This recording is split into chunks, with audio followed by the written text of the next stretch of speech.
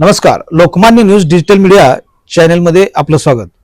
आज आपण प्रभाग क्रमांक 11 मध्ये आलो असून प्रभाग क्रमांक 11 मध्ये रिची फर्नांडिस सर म्हणून जे या पूर्ण प्रभाग क्रमांक 11 मध्ये परिचित आहेत, त्यांनी आतापर्यंत फुटबॉल क्षेत्रामध्ये एक अशी दमदार कामगिरी केलेली आहे.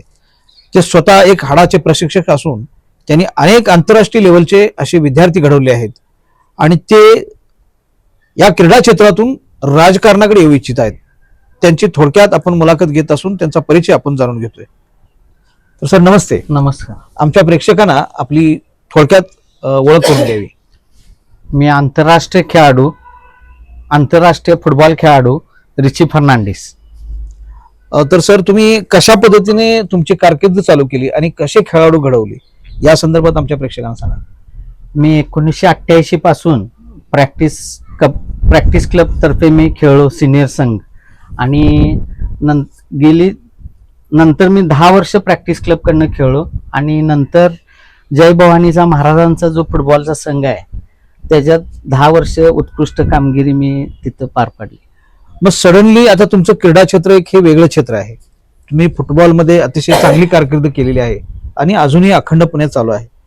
मग त्या क्षेत्रातून या राजकारण क्षेत्रामध्ये कशासाठी येऊ इच्छिता? आता गेली 20 वर्ष मी यंग जनरेशन घडवा लागलोय फुटबॉलमध्ये आणि कितीतरी माझ्याकडून चांगले फुटबॉलपटू तयार झाले जे इंडिया कॅम्पमध्ये गेले, इंडिया सिलेक्शन झालं.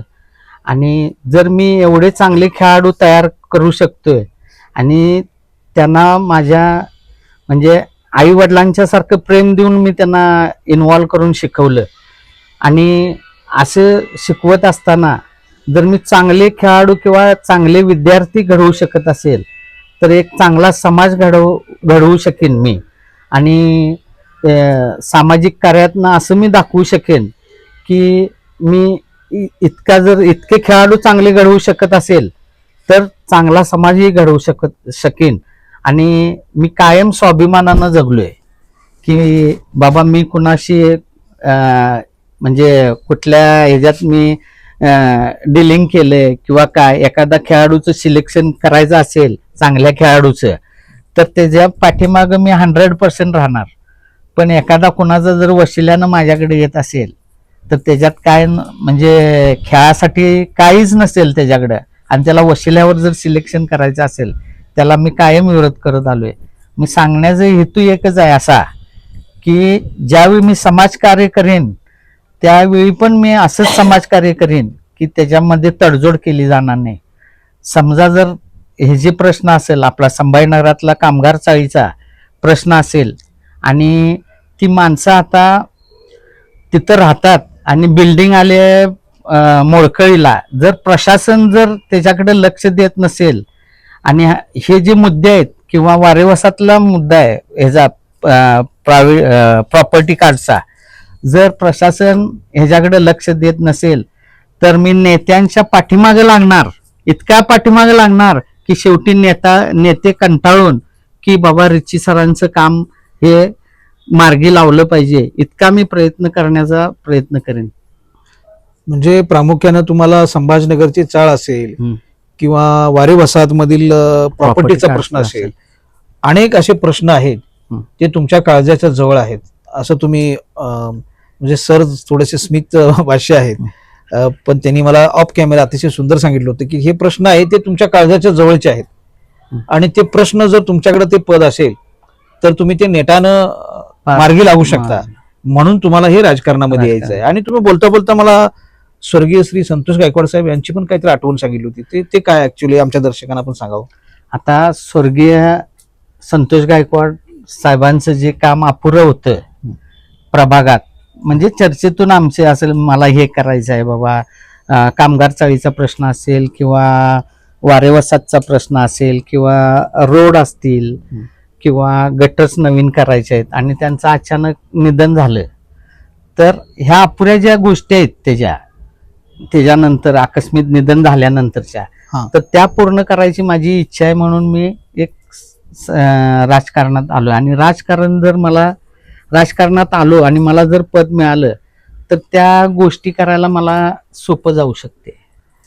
म्हणजे प्रामुख्यानं स्वर्गीय संतोष गायकवाड साहेब आहेत आणि हे बाकीचे तुमचे जे तुमच्या मनाला स्पर्श करणारे, हृदयाला प्रश्न करणारे आणि या प्रभाग 11 मध्ये अतिशय घातक ठरत आहेत असे प्रश्न सोडवण्यासाठी तुम्ही राजकारणामध्ये येऊ इच्छित आहे.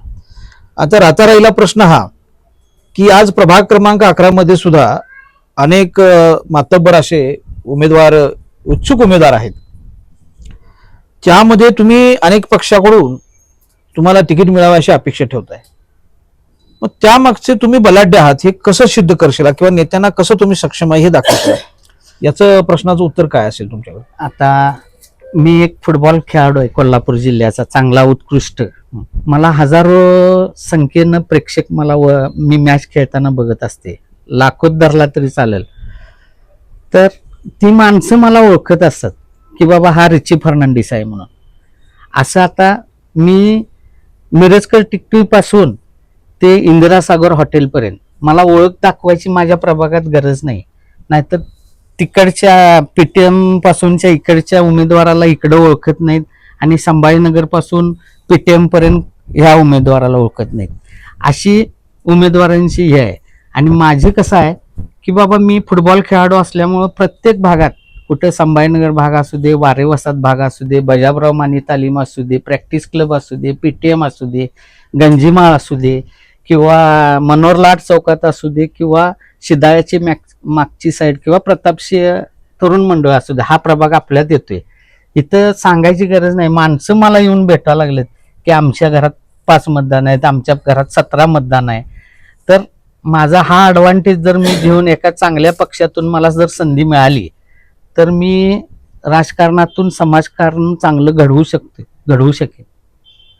आत्ताच्या सरांच्या या स्पष्टीकरणातून जनतेला आणि नेत्यांनाही थोडक्यात एक विश्लेषण आपल्या समोर आले की सर हे साधीर आणि उच्च विचार आणि अतिशय प्रसिद्धी असणारे, कारण त्यांनी जो मुद्दा मांडला की मंगळवार पेठेपासून अगदी खालीपर्यंत प्रत्येक ठिकाणी या खेळाच्या माध्यमातून प्रत्येक घरोघरी हे पोचलेले आहेत.